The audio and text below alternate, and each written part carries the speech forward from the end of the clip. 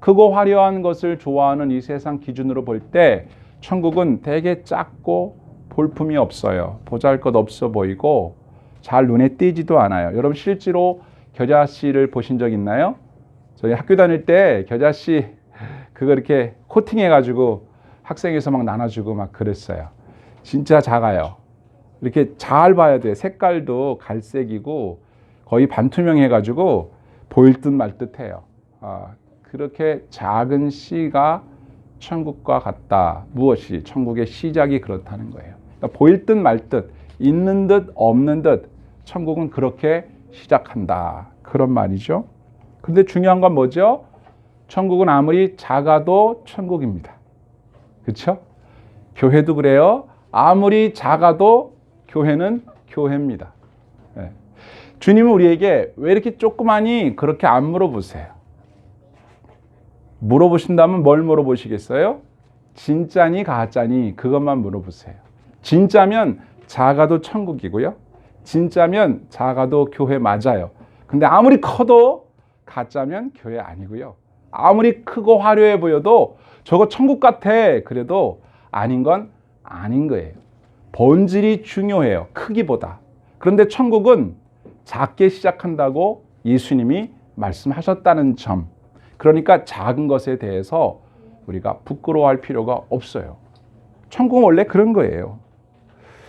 여러분 제가 과거에 이런 말씀 몇 번 드렸어요. 사자는 웃어도 무섭고 토끼는 화를 내도 귀엽다. 이해하시죠? 사자는 어디까지나 사자기 때문에 웃었는데도 무서워요. 토끼는 어디까지나 토끼기 때문에 아무리 막 성질 부리고 진상 부려도 귀여워. 토끼니까. 본질이 뭐냐가 중요한 거예요. 사자는요 아무리 작아도 사자예요. 새끼 사자도 사자예요. 근데 아무리 토끼가 커도 토끼일 뿐이에요. 이렇게 하나님의 나라 천국에 대한 본질이 중요하다. 그런데 문제가 있습니다. 이렇게 천국의 본질이 작은 것이라고 성경에 말씀하고 있는데도 불구하고 여전히 우리 마음속에는 작은 것에 대한 컴플렉스라고 할까요? 열등감 같은 게 남아 있어요. 그래서 자꾸 큰 거를 부러워하고 작은 것을 부끄럽게 여기다 보니까 우리의 본질을 잊어버릴 때가 많아요. 즉 나는 작아도 진짜고 나는 작아도 하나님의 생명이 있는 하나님의 사랑받는 백성이라는 생각을 자꾸 이렇게 못하게 돼요. 그래서 자기 자신에 대한 열등감을 가져요. 그걸 잊어버릴 때가 많아요. 그래서 이야기가 있는데 어떤 이제 사자 가족이 있었는데 이제 새끼 사자가 이제 동물 친구들과 놀다 보니까 자기는 동물의 왕인 사자의 새끼라 사자라고 해서 다른 애들도 자기를 되게 대단하다고 여길 줄 알았는데 사자 새끼보다 큰 동물들이 있잖아요. 그래서 막 무시하는 거예요. 코끼리도 무시하고 조금 더 큰 기린도 무서워하고 무시하고 야, 나 이래봬도 사자 새끼란 말이야. 막 이렇게 얘기해도 야, 네가 무슨 그 조그만 게 무슨 뭐 까불고 있어. 막 이렇게 막 무시하고 함부로 하고 막 그러니까 어느 날 새끼 사자가 엄마한테 물어봅니다. 엄마, 나 사자 맞아? 너 사자 맞지. 넌 내 새끼니까 너 사자 맞지. 엄마가 사자니까 너도 사자야. 나 사자 새끼 맞는데 왜 자꾸 나는 엄마처럼 아빠처럼 동물들이 다른 동물 친구들이 무서워하지 않지? 막 이렇게 열등감을 갖고 있었어요. 그래서 어느 날은 이렇게 늑대 무리들이 조그만 사자보다 늑대가 크니까 새끼 사자를 막 놀리고 약 올리고 그러니까 나 이래봬도 사자 새끼란 말이야. 이렇게 막 소리를 지르니까 늑대들이 너는 사자 새끼가 아니고 개 새끼야. 이렇게 막 했다고요. 이게 붙이면 안 돼요. 떨어뜨려야 돼요. 개 새끼야. 얘가 이제 우울해져가지고 열등감에 빠져가지고 집에 와서 엄마 보고 엄마 나 정직히 말해주세요. 나 개 새끼예요. 사자 새끼예요. 정확히 말해주세요. 근데 아무리 엄마가 너는 사자 새끼지 개 새끼가 아니야. 얘기를 해도 안 믿어요. 그러다 시간이 흐르니까 이 사자 새끼는 어엿한 청년 사자 같아요. 그때 돼서야 나 사자 맞구나. 어릴 때 많은 시간을 열등감으로 보낸 것을 후회하는 거죠. 왜 그 어린 시절에 장차 내가 사자가 될 거라는 엄마 말씀을 믿지 못하고 그렇게 살았을까? 자, 이 이야기는요, 오늘날 한국 교회를 향한 세상 사람들의 기린이나 코끼리나 늑대들 같이, 야, 네가 무슨 하나님의 나라 백성이냐? 너희들은 개독교야. 너희들은 엉터리야. 이렇게 말한단 말이에요. 그래서 어디 가서 내가 기독교인이라는 것을 말하는 걸 부끄럽게 여기는 때가 있어요. 여러분들 그런 적 없으셨어요? 나 기독교인이라고 이렇게 얘기를 자신 있게 하려다가도 뉴스나 이런 데서 기독교인들 잘못한 일 막 나오고 그러면 창피하잖아요. 그래서 뭐 드러내기가 좀 그래. 나도 같은 개독교인이 된 것만 같은 생각이 들어요. 일말의 책임감도 느껴지고 같은 일은 한 적은 없지만 사실 책임이 있긴 있죠. 그러나 그렇다고 해서 우리가 개독교인이 되는 건 아니에요. 그래서 오늘도 우리는 자기에게 물어봐야 돼요. 우리가 큰 교회를 다니느냐, 조그만 교회를 다니느냐, 내가 많은 일을 하는 신자냐, 아니면 작은 일을 하는 신자냐, 그런 것 때문에 우쭐해할 것도 없고 우울해할 것도 없어요. 중요한 건 뭐냐면 본질적으로 진짜냐가 중요한 거예요. 나 진짜 예수님 백성 맞나? 나 진짜 교회를 다니는 거 맞나? 나 진짜 하나님 나라 믿는 사람 맞아? 이것만 분명하면 돼요. 그럼 때가 되면 우리는 어엿한 청년 사자로 자라는 거예요. 우리 스스로가 자신이 본질적인 하나님의 백성, 본질적인 하나님의 나라의 백성이라고 하는 정체성을 우리가 놓치면 안 되죠. 겉모습만 보고 그렇게 얘기해서는 안 된다는 거죠. 왜 그럴까요? 우리 안에는 겉으로 보기에는 작아 보여도 진짜 하나님의 생명이 들어있기 때문에 그래요. 그게 중요한 겁니다. 그래서 요한복음 1장 12절에 보시면 영접하는 자 곧 그 이름을 믿는 자들에게는 하나님의 자녀가 되는 권세를 주셨다 그랬어요. 우리에게는 하나님의 자녀의 권세가 있어요. 우리의 겉모습이나 크기를 보고 다른 사람들이 무시할지 몰라요. 그러나 저와 여러분 안에는 하나님의 자녀된 권세를 가지고 있기 때문에 그것을 확고히 하셔야 해요. 천국은 어차피 작게 시작하는 거야. 저와 여러분, 우리 안에 예수의 생명이 있는 줄 믿습니다. 딱 한 군데 더 보면 요한 1서 5장 13절, 내가 하나님의 아들의 이름을 믿는 너희에게 이것을 쓰는 것은 너희로 하여금 너희에게 영생이 있음을 알게 하려 함이라. 아멘. 우리에겐 생명, 예수 그리스도, 우리에게는 하나님의 나라가 있습니다. 이것을 분명히 하시는 저와 여러분 될 수 있기를 바랍니다.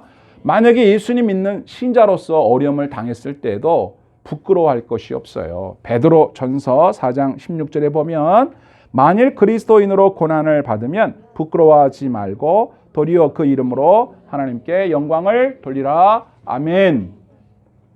천국이 작게 시작한다고 했으니까 여러분이 작다고 여겨지더라도 부끄러워하지 않고 나는 하나님의 나라 백성이야. 이렇게 확고한 정체성 가운데 있게 되기를 주의 이름으로 축원합니다. 아멘. 이게 시작이에요. 두 번째는 확장이죠. 하나님의 나라는 그대로 가만히 있질 않아요. 작다고 해서 이것이 계속 그대로 있질 않아요. 자, 성경 말씀 32절에 보니까 자란 후에는 풀보다 커서 뭐가 돼요? 나무가 된다 이렇게 돼 있어요. 그러니까 하나님의 나라는 자라요. 그냥 가만히 있지 않아요. 생명이 있기 때문에 자라는데 어떻게 자라느냐? 풀보다 커져요. 그래서 나무가 돼요. 여러분 성경에 잘 보면 이 확장에 대한 두 가지 내용이 들어있어요. 하나는 사람의 손을 통하여 확장된다. 또 하나는 나무가 된다는 점인데 먼저 성경에 보니까 천국은 마치 사람이 자기 밭에 갖다 심은 겨자씨 하늘 같다 그랬죠. 사람이 있어요. 사람. 하나님은 사람을 통해서 하나님 나라를 확장해 가시거든요. 그래서 교회가 존재하는 거예요. 그런데 하나님의 나라를 하나님께서 심었다, 겨자씨를 심었다, 천국을 심었다라는 말을 다른 말로 하면 하나님께서 예수님을 통하여 제자를 삼았다. 예수님의 제자가 또 다른 제자를 삼았다. 심었다는 말을 삼았다는 말로 바꿀 수가 있어요. 예수님도 우리 보고 제자 삼아라 그 말씀하시잖아요. 자, 성경에 보니까 예수님이 제자를 삼으실 때 천국을 심는 거 같은 건데, 베드로를 예수님이 처음 만났던 장면을 생각해 보면, 베드로가 예수님을 처음 만났을 때 예수님이 베드로에게 뭐라고 말씀하신 줄 아십니까?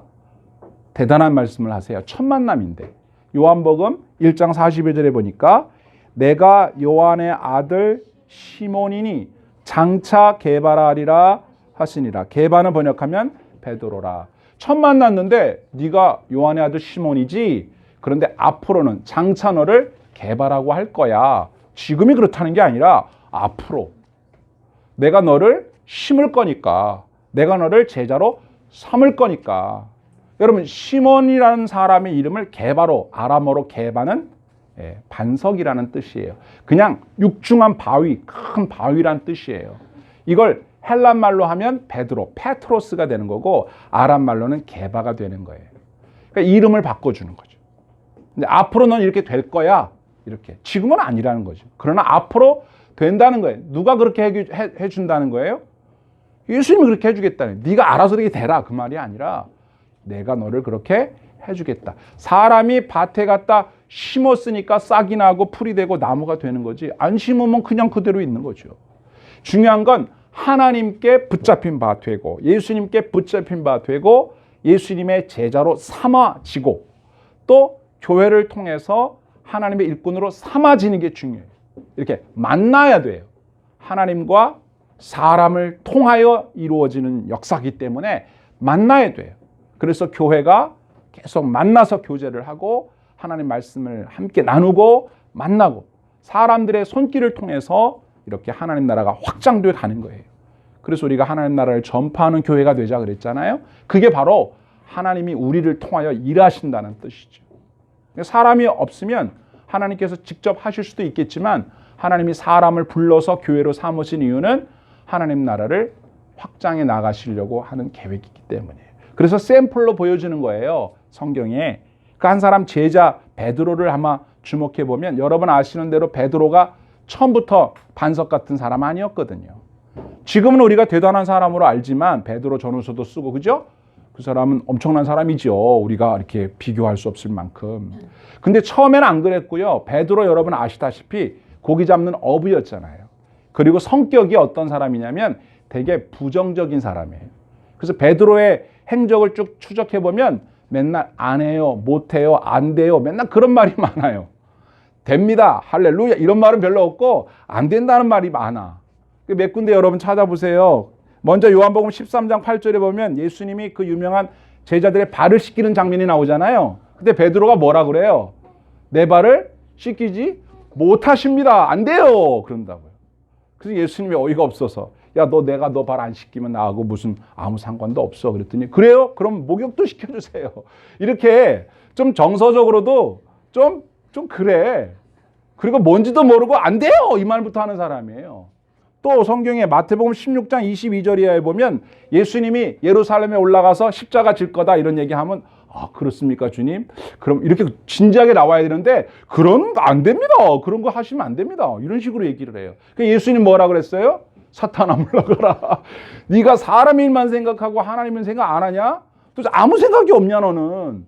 근데 그때가 언제예요? 베드로가 예수님한테 주는 그리스도시요 살아계신 하나님의 아들입니다, 그걸 고백하고 직후에 그랬단 말이에요. 그러니까 베드로가 어떨 때는 대단히 훌륭한 것 같다가도 어떨 때는 이게 제자 맞나 이런 소리를 하는 사람이에요. 왔다 갔다 해요. 이게 요즘 말로 하면 개념이 없어. 그게 베드로예요. 그러니까 여러분이 낫죠, 베드로보다는 훨씬. 우리가 그런 모습이고 베드로가 그런 모습이었어요, 처음에. 그리고 예수님을 따라다니면서 누가복음 22장 61절에 보면 그 유명한 닭이 꼬꼬댁 운 다음에 깨닫게 됐는데, 아차, 예수님이 미리 말씀하신 대로 네가 나를 모른다고 3번이나 부인할 거다, 그 말씀이 생각이 나서 밖에 나가서 통곡하며 웁니다. 베드로가 그래요. 다른 제자도 안 하는 짓을 수제자라는 베드로가 그럽니다. 다른 사람은 몰라도 나는 절대 예수님 안 떠나 이렇게 장담했던 사람이 3번이나 예수님 모른다고 부인을 하는 장본인이에요. 그게 베드로였어요. 그러던 베드로가 여러분 어떻게 변합니까? 주님 오시고 난 다음에, 부활하신 주님 만나고 난 다음에 완전히 딴 사람이 되죠. 사도행전 3장에 보면 이렇게 성전 미문에 앉아서 구걸하는 사람에게 베드로와 요한이 길을 가다가 딱 보고서 내가 예수의 이름으로 말하노니 일어나 걸으라. 그러니까 나면서부터 안진뱅이였던 사람이 벌떡 일어나서 걷고 뛰고 난리가 났어요. 여러분 이렇게 바뀌는 거예요, 사람이. 베드로 처음엔 안 그랬던 사람이 이렇게 훌륭하게 변하는 거예요. 이것이 바로 예수님이 겨자씨 같은 베드로를 심어서 자라게 하셔서 나무가 되게 하는, 오늘날의 베드로 굳이 설명 안 해도 얼마나 훌륭합니까? 여러분 베드로 처음에는 겨자씨 같았어요. 이렇게 변해요. 물론 각각 사람마다 변하는 속도가 다를 수는 있으나 분명한 건 뭐예요? 반드시 변한다는 거예요. 어떻게? 훌륭하게. 또 하나는 뭔지 알아요? 나무가 된다는 건데요. 이게 기가 막힌 겁니다.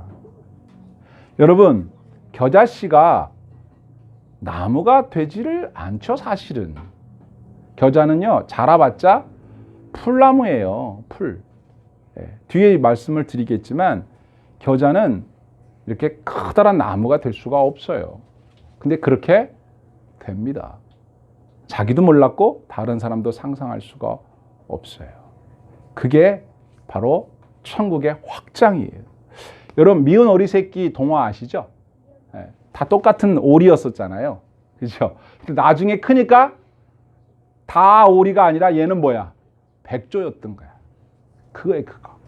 지금은요, 다 그 사람이 그 사람 같잖아요. 믿지 않는 사람과 우리가 섞여 살지만 시간이 좀 지나고 나면요, 누가 백조고 누가 오리인지 딱 나와요. 누가? 예수님이 그렇게 하실 거예요. 우리는 그냥 하나님의 은혜로 구원받았고 은혜를 입었을 뿐이에요. 우리가 노력한다고 오리가 백조가 되는 건 아니에요. 주님이 우리를 그렇게 만들어 가시는 거, 그걸 뭐라고 한다? 그게 천국이에요. 그게 하나님 나라예요. 기가 막힌 거예요. 우리가 그 나라에 뭐 돈 주고 표 사서 들어가는 게 아니라 주님이 우리를 선택하셔서 거기다 넣어주면 들어가는 거예요. 와보니까 천국이야. 너무 좋은 거야. 이게 하나님 나라예요. 그러니까 여러분은 진짜이기만 하면 돼. 진짜 신자이기만 하면 돼. 진짜 믿음만 갖고 있으면 돼. 진짜 예수님을 믿기만 하면 우리는 베드로처럼 훌륭해질 뿐만 아니라 나는 오리인 줄 알았는데 알고 봤더니 백조였던 거야. 이야, 세상에 너무 좋네. 근데 자꾸 사람들이 우리 보고 넌 백조 아니고 오리야 그런단 말이에요. 왜? 너는 조그맣잖아. 너는 색깔이 누리끼리 하잖아. 너는 생긴 모습이 그렇게 생겼잖아. 너는 모습이 약하잖아. 그러니까 자꾸 우리 자신이 백조인데도 오리인 줄 알고 그냥 사는 거예요.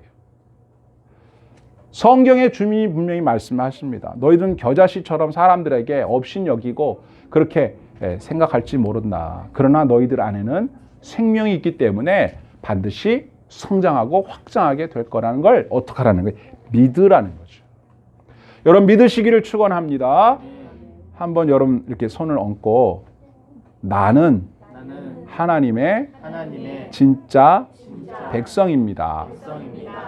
한 번 더. 지금은 겨자씨처럼 작고 보잘것없어 보이지만 장차 자라서 커다란 나무가 됩니다. 할렐루야. 아멘. 내가 노력해서 나무가 되는 게 아니고 그냥 우리는 나무가 될 사람이에요. 예수님이 그렇게 할 거예요. 종자 자체가 그래요. 그게 구원이에요. 종자가 바뀌는 게 구원이에요. 멸망받을 자식들이 커다란 나무가 될 하나님의 백성으로 변한 거예요. 이게 구원이에요. 새로운 피조물이 된 거예요. 얼마나 놀랍습니까? 감사하죠. 천국은 그런 겁니다. 마태복음 17장 20절입니다. 여러분 주보에 같이 보세요. 이르시되 너희 믿음이 작은 까닭이니라 진실로 너에게 이르노니 만일 너희에게 믿음이 겨자씨 하나일 만한 만큼만 있어도 이 산을 명하여 여기서 저기로 옮겨지라 하면 옮겨질 것이요 너희가 못할 것이 없으리라. 아멘. 이 겨자씨만한 작은 믿음, 정말 작은 믿음이거든요. 그런데 그게 진짜 믿음이면 엄청난 거예요. 엄청 대단해 보이는데 진짜 믿음 아니면 소용없어요. 꽝이야. 예?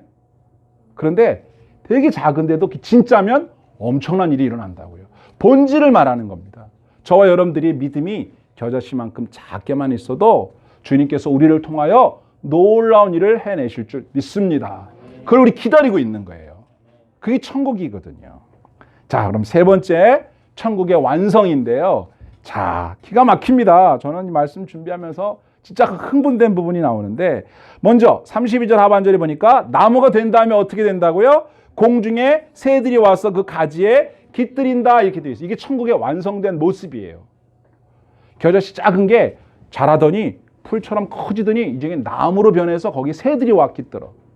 여러분 성경에 보니까 깃들이느니라 헬라어로 카타 스케노우, 카타 더하기 스케노우가 붙은 합성어예요. 카타는 뭐뭐 아래서라는 전치사고요. 스케노우는 거주한다 이런 뜻입니다. 스케노우라고 하는 이 단어는 천막을 의미하는, 장막을 의미하는 단어에서 왔어요.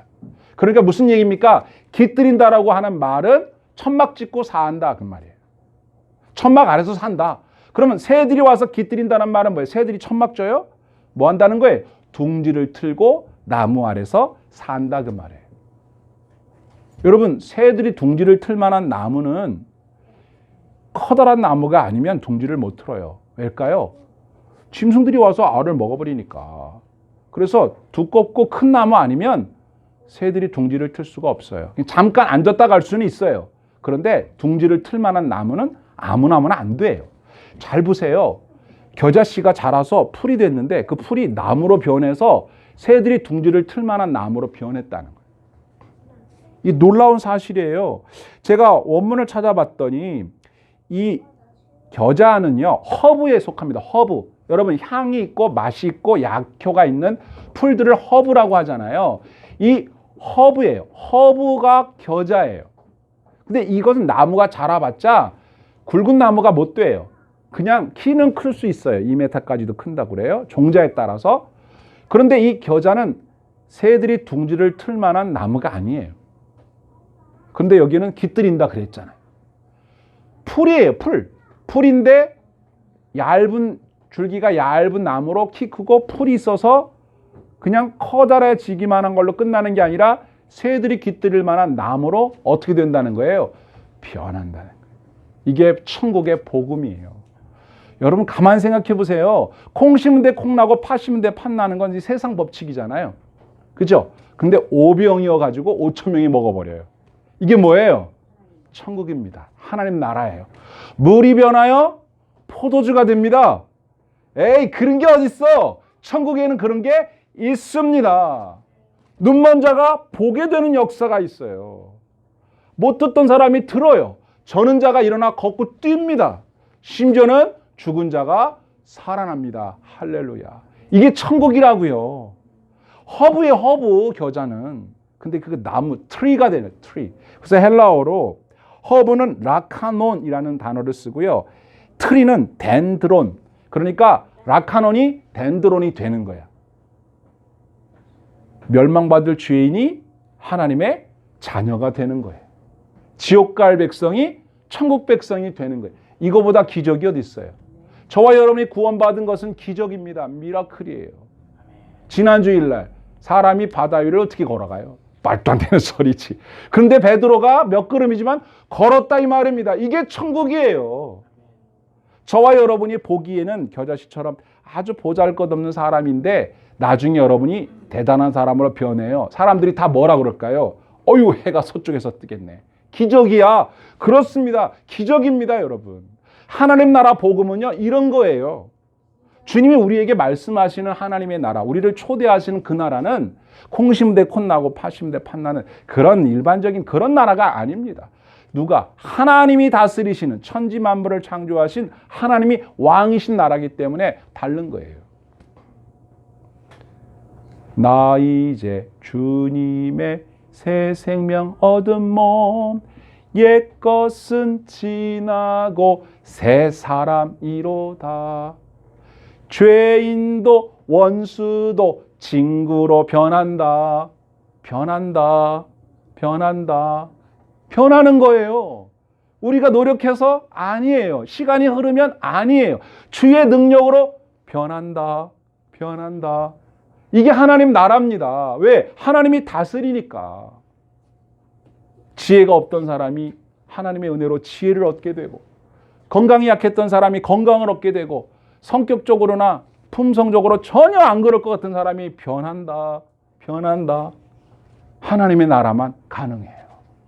풀이 트리가 됐어요. 나무가 됐어요. 거기 새들이 둥지를 틀어요. 왜 둥지를 틀어요? 거기서 알 낳고 살라고. 하나님 나라의 확장된, 완성된 비전은 뭔지 아세요? 그냥 커다란 나무가 서 있다, 끝. 그게 아닙니다. 거기에서 공중의 새들이 날아와 집 짓고 사는 거예요. 하나님의 나라는요, 사람들에게, 그리고 모든 피조물들에게 행복과 즐거움을 주고 안식과 평안을 주는 겁니다. 그게 천국이에요. 여러분, 천국을 머릿속에 상상해 볼 때 어떤 나라입니까?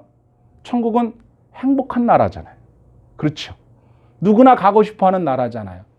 근심 걱정 없고, 괴로움이 없고, 슬픔이 없고, 영원히 주님과 함께 행복하게 사는 나라 아니겠어요? 그 나라를 우리에게 왜 주시겠어요? 주님께서 우리를 사랑하시고 구원하셨습니다. 그 나라를 우리에게 전파해 달라고 말씀하시는데, 앞서 말씀드린 대로 사람이 밭에 갖다 심었어요. 예수님이 심었고요. 우리는 그의 제자이니까 우리도 다른 사람들을 하나님 나라에 심는 일을 하는 거예요. 그게 교회입니다. 얼마나 신나는 일인가 이 말이에요. 저 여러분이 이 나라의 백성된 줄을 믿습니다. 아멘. 감사한 일이죠. 나무가 아무리 자라봤자 아무 쓸모없는 나무라면 자리만 차지하는 거지만, 그 나무가 있음으로 인해서 많은 생명력을 일으킬 수 있다면, 많은 사람에게 혜택을 줄 수 있다면 얼마나 감사하겠어요. 그래서 나무가 크면 클수록 좋죠. 거목이라고 그러죠. 거목. 우리는 하나님 나라의 비전을 갖고 있어요. 커다란 나무가 돼서 많은 사람들이 우리의 하나님 나라 그늘 아래서 안식을 누리게 하는 일을 하면 참 좋겠다. 그래서 이 땅에서도 주님의 나라를 우리가 확장하며 살아가기 위해서 우리가 열심히 일을 하는 거예요. 공부도 열심히 해야 돼요. 공부해서 남주자. 그렇죠? 돈 벌어서 남주자. 목적 자체가 하나님 나라 비전을 가진 사람들은요, 사업하는 목적이 다르고요, 공부하는 목적이 달라요. 나 잘 먹고 잘 살기 위해서만 하는 게 아니에요. 지난주에도 말씀드렸죠. 부디 여러분이 할 수만 있다면 사업가가 되십시오. 그래서 헌금을 많이 내고, 세금도 많이 내고, 가난한 사람도 많이 도와주고, 여러분 덕분에 사는 사람이 많아질 수 있기를 축복합니다. 여러분한테 아유 덕분이에요, 고맙습니다, 그런 사람이 많아지게 인생을 사십시오. 여러분을 통해서 많은 사람들이 희망을 얻고 생명을 얻는다면 얼마나 멋지겠어요. 내 나무 그늘에서 쉬어라. 그게 하나님 나라 비전입니다. 예수님은 참 포도나무시고 우리는 그 가지이기 때문에 그 나무에서 우리가 열매를 맺듯이 우리가 하나님 나라의 나무가 되면 많은 사람들이 생명을 얻게 됩니다. 하나님 나라는 아직 작아 보이는 모습이에요. 어떤 곳에서는 사람들에게 환영받지 못하는 모습으로도 와 있어요. 그래서 기독교가 아직도 많은 사람들에게 그렇게 대대적으로 환영받는 기독교는 아닌 것 같아요. 그러나 진짜 하나님의 백성들이기 때문에 우리는 확장되어 가고 있습니다. 그 속도와 모습이 다를 뿐이지 분명히 살아서 확장되어 가고 있고요. 그 완성된 모습을 우리가 미리 봅니다. 커다란 나무가 되어서 그 나무 아래 깃들어 있는 사람들의 행복한 모습들을 우리가 미리 봅니다. 저와 여러분이 이 나라를 믿음으로 바라볼 수 있기를 소망합니다. 믿음으로 바라보십시오. 그리고 여러분과 저를 통해서 이 일이 이루어지기를 바라요. 하나님께서 여러분들에게 이렇게 묻고 계신다, 이런 말이죠. 겨자씨 하나를 보면 그 겨자씨 하나 속에서 커다란 나뭇가지가 바람에 흔들리는 소리, 또는 그 나뭇가지 아래 둥지가 이렇게 틀어져 있고 새들이 거기 와서 째잭째잭 지저귀는 소리, 사람들이 그 나무 그늘 아래서 쉬면서 노래를 부르는 소리, 이런 소리를 들을 수 있겠느냐? 믿음의 눈을 뜨고 믿음의 귀를 열면 그게 보이는 거예요. 그게 비전이에요. 예. 다른 말로 우리 한국말로 환상이라고도 하죠. 실제하는 것처럼 보이는 거죠. 그래서 믿음은 바라는 것들의 실상이요, 보지 못하는 것들의 증거니라 그랬어요. 우리가 이 믿음의 눈과 귀를 연다면 지금은 보이지 않는 것처럼 보이는 것이 보이고, 지금은 들리지 않는 것이 들리는 것처럼 들려서 그 소망 중에 오늘을 살아갈 힘과 에너지를 얻는 거예요. 어때요? 지금 여러 가지 일로 온 나라와 세상이 시끌벅적하잖아요. 여러분, 이 때를 주님께서 속히 지나가게 하실 줄 믿습니다. 저 참고 인내하다 보면 지나갈 거예요. 우리는 그걸 바라보는 거죠. 그래서 오늘 소망 중에 인내할 수 있는 거예요. 여러분, 가정의 일도 그래요. 우리 자녀들의 일도 그렇고, 여러분 직장이나 사업장의 일도 지금 있는 그 모습만 볼 것이 아니라 그 너머에 있는 하나님이 이루실 멋있는 장면들을 꿈꿔 보십시오. 그때를 소망하면서 오늘을 살아가는 거죠.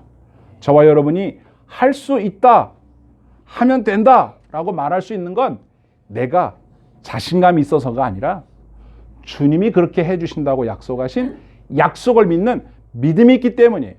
나는 부족하고 나는 약하지만 주님이 도와주시면 할 수 있습니다. 이 믿음으로 살아서 천국의 비전을 실현하는, 이루어가는 교회가 될 수 있기를 주의 이름으로 축원합니다. 아멘. 함께 찬양합시다. 지난주에 했던 찬양이에요. 예.